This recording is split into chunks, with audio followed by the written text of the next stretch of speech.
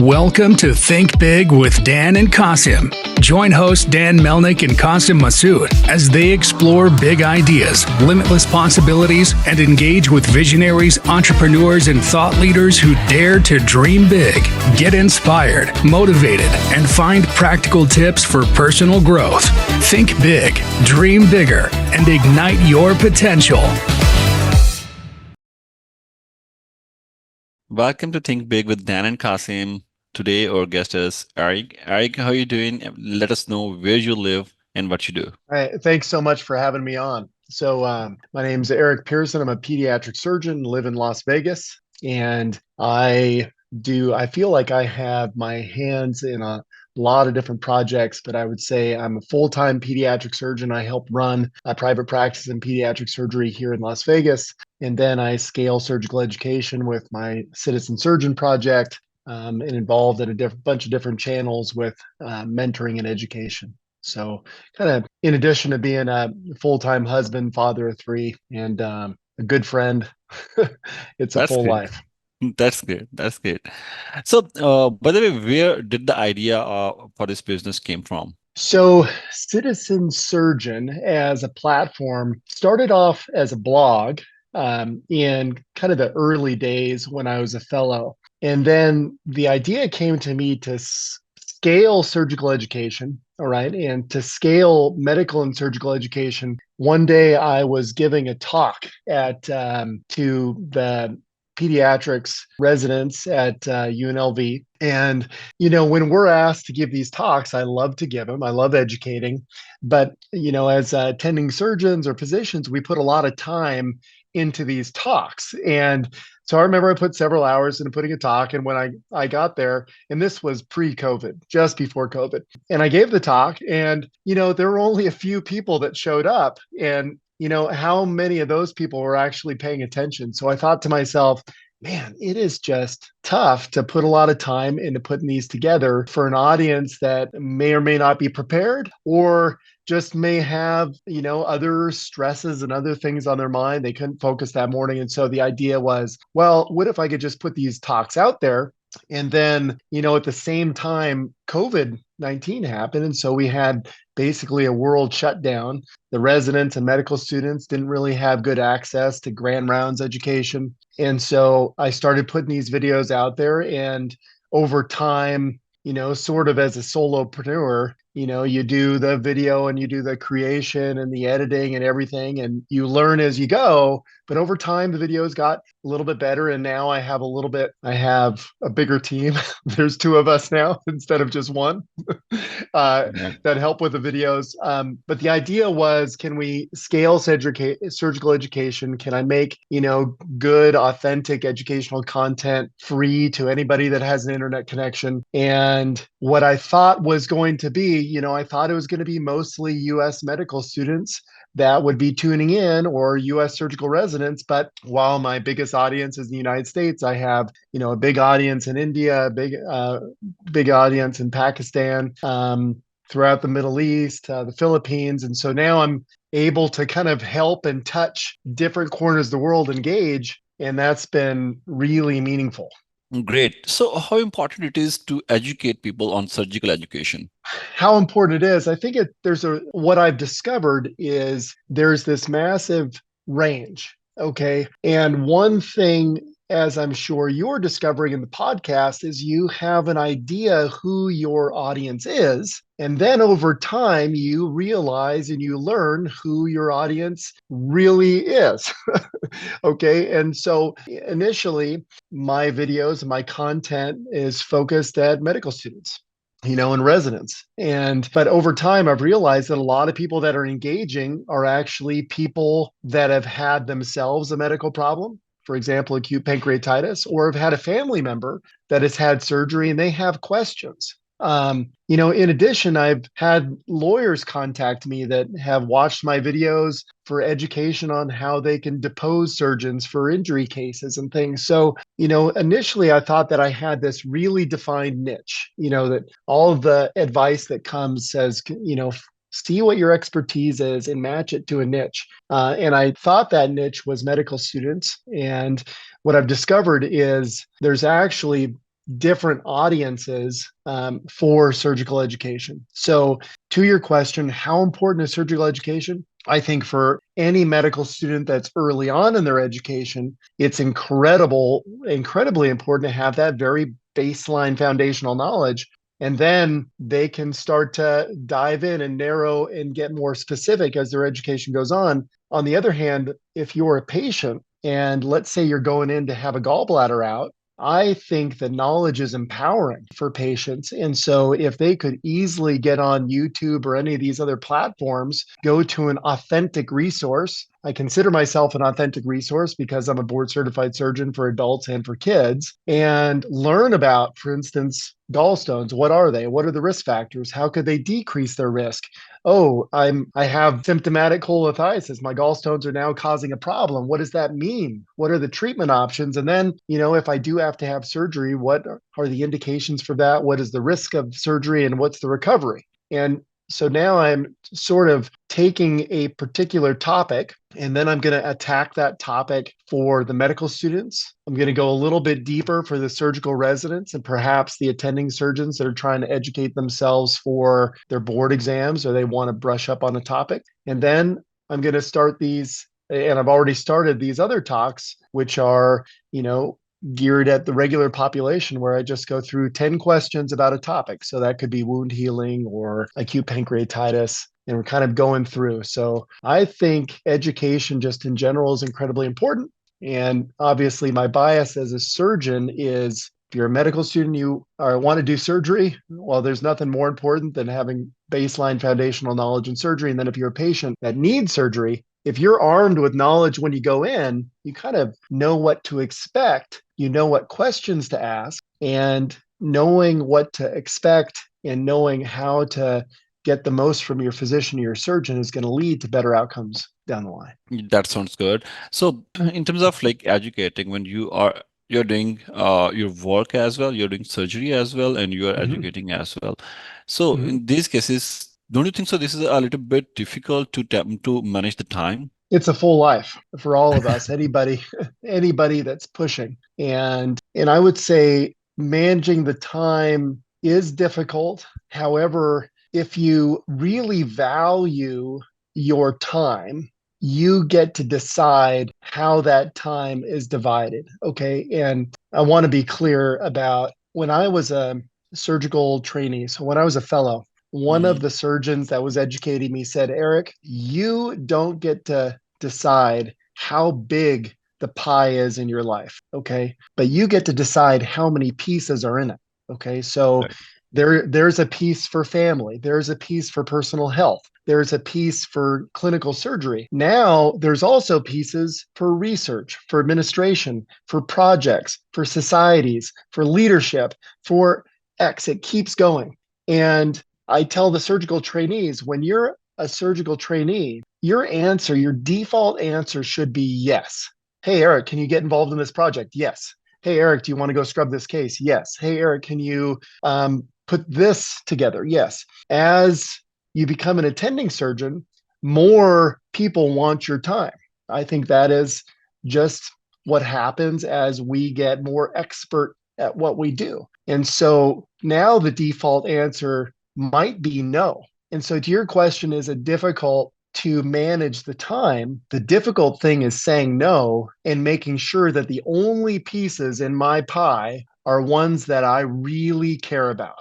And what do I really care about? I really care about education. I care about clinical surgery. I care about my friends and family, and I care about my personal health.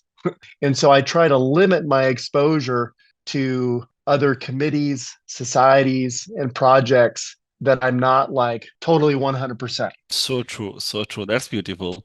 If you can manage all these things, I think this is heaven. So Exactly. And I think that that's where we as, professionals or experts or becoming expert in our fields struggle with is saying no, because we want to serve and we want to help. And by default, most of us have said yes our whole life. But now it just becomes overwhelming and impossible to do that. And so you have to be kind of strict about not only the projects you want in your life, but also the people in your life. Yeah, completely makes sense. Like, I think this is one of the biggest problem for the entrepreneurs who cannot say no. That's right. Yeah.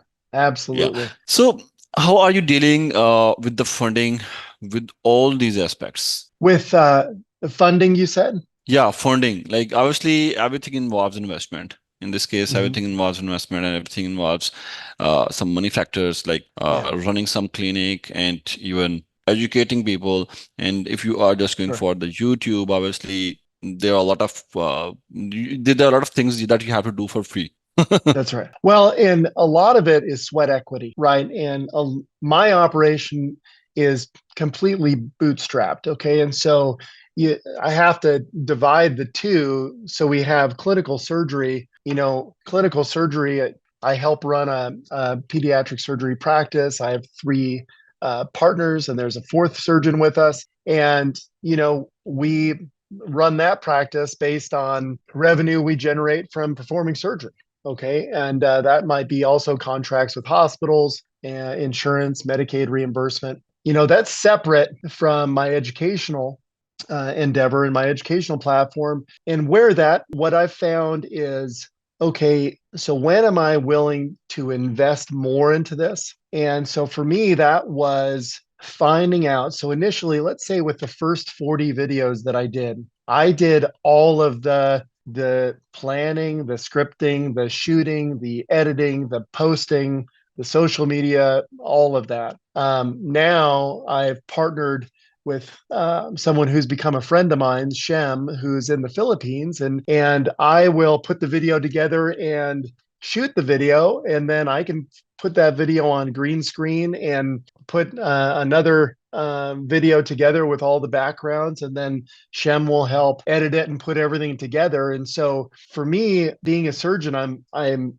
used to kind of just charging through and getting all the work done. But as far as when you invest in human capital to get your time back, that to me has been the first biggest investment, is investing in somebody or Shem in particular, to help put all the videos together. And he does such a better job than I could ever do with the videos. There's the first 40 videos, I think I look like a zombie because I'm trying to subtract the green screen. I take all the color out of my face and it's horrible. And then the recent ones that he's done, the last 12 or so, have been fantastic. And with the small amount of ad revenue that I make, it's been able to be at least cost neutral. And then I think the next iteration is, to create, reference sheets and note cards and things that can go along with the videos. People could follow along, perhaps a workbook. And then that would maybe be the next person that would come on the team would help me to do that. Great. Makes sense. So in terms of your goals, like short-term goals, what are you planning for the next Mhm. 3 to 6 months? For the next 3 to 6 months, now I've gotten on a nice behavior, I would say, or commitment of putting out at least one long form video and then several short term videos a week. I have a better idea of who my various audiences are. And so in the next 3 to 6 months, I'd like to, number one, start to put these kind of reference sheets with the videos. Okay. And then the other goal is to create, either on Discord or Slack, or I've looked at the Circle communities, is to create a community where people involved in surgical education can come and talk about cases, talk about where they're at in their surgical education, ask questions about what they need to do, perhaps get other attending surgeons that can help review personal statements, resumes, show the path. And that's another project, and this is kind of in this year, is putting together a team of people that can help locally and regionally to show young people in high school, the pathway towards medicine. Because one of the real struggles, I think, with becoming a doctor is, number one, is knowing you can do it, and then finding someone young in your life, that can kind of show you the path. I got lucky that my dad was an X-ray tech, and so he got me into the hospital, and I got to meet doctors. And that was my path. and then for me, for other young people, they've been in my neighborhood and they've said, can I come and shadow you? But I'd like to take CitizenSurgeon and create a platform where I can show young people and match them with other surgeons or other physicians that may be able to help them very early on in high school years and show them the path. Because I think unless you have a family member or somebody in your neighborhood that's a doctor, it's really hard to believe you can do it and then know what boxes to check. So that's the next 3 to 6 month goal with this. Makes sense. Completely makes sense. So, what are the biggest challenges you're facing at this time? Well, it's what you brought up, and that's time. And that's time. I'm a busy surgeon. I was at the hospital this morning before our talk. I'm operating this afternoon, and then I have a young family. I have 2 10-year-olds and a 6-year-old, and a wife that I love to spend time with. And so, being able to do it all, I think, is the biggest hurdle. And so, for me, it is being careful not to bring too much else in, because I tend to get very excited. If somebody presents an opportunity, my goal is to say no more this year so I can focus on my family, my personal health, drive my clinical surgery practice to be getting stronger every year, providing more service lines. And then with CitizenSurgeon, developing that, creating more of a community aspect, creating a mentorship program. And then, but that's it. If I can limit that and keep those pieces in the pie, the only ones, then I think that'll be success for this year. And I got to learn to say no, just like you said. Yeah, that's good. So I believe when you are saying no to someone, you are giving someone else a chance, I believe. So in this case, like, how do you differentiate yourself from the others in the market? I think that's a great question.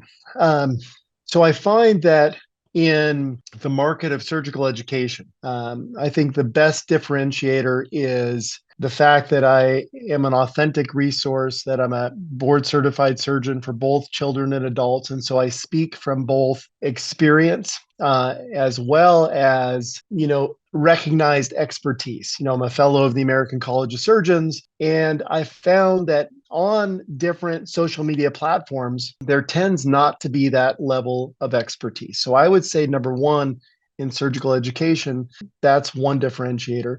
Number two is by putting out timely, content that people can relate with. And I find that what gives me the edge there is being an active part of our residency education program. So I'm with the residents every day, and I'm operating every day. I'm experiencing what their challenges are, because the challenges that surgical trainees are facing today are different than the challenges that I experienced when I did my surgical training between 2008 and 2015. And so, kind of being in the trenches and sharing that experience, I think gives me a bit of an edge in this market. Yeah, completely makes sense. So what would be your biggest piece of advice for the one who is watching this podcast, or even for the audience that is more like towards to learn more about surgery? Well, I think that what I've learned in the last 7 years as a surgeon is my biggest wins have been from opening my mind and getting out of my niche. Okay. And so as surgeons, we can get into our foxhole of surgery and just operate, and there's so much work to do that we can be expert in that one thing and we can get very, very good at it. But by doing that, we neglect all of this network of people out there that can help us move the needle. And it doesn't matter what that needle is. And so my biggest piece of advice is to get on the LinkedIn. Oh, excuse me. My biggest piece of advice is to get onto LinkedIn, is to get out there on any social media platform, whether it's a blog or a video blog or YouTube, and share your experience and network with people, because you're going to find commonalities, whether you're talking with a business consultant or you're talking with somebody in medical device, or you're talking with somebody that's in politics or in law. And I've made incredible friendships and collaborations that would not have come if I wouldn't have gotten online and started to write and started to talk and started to share my experience. So that's my biggest piece of advice, because it's like multiple ping pong balls bouncing in a small cube. And what we need to do is we need to increase the frequency of collisions. Okay. And so we need more people that are Yeah. out there engaging so we can have more fruitful, thoughtful discussions and then move the needle on so many of these problems in healthcare, in providing care, getting access to care that we face in the States. That's great. That's great. So, Eric, thanks for joining us today. Will you let people know how they can reach you? Yeah, you can find me, Erik G. Pearson, on LinkedIn. You can find me at CitizenSurgeon.com, or you can send me even an email, Erik, E-R-I-K, at CitizenSurgeon.com, and I'd love to get in touch with you. That's great. So thanks, Eric. Thanks for joining us today. It was really informative, and I really enjoyed the conversation. Me too, Qasim. Thank you so much. You have a great day. Appreciate Thank you, being on. Eric. Have a good day. Bye-bye. Bye-bye.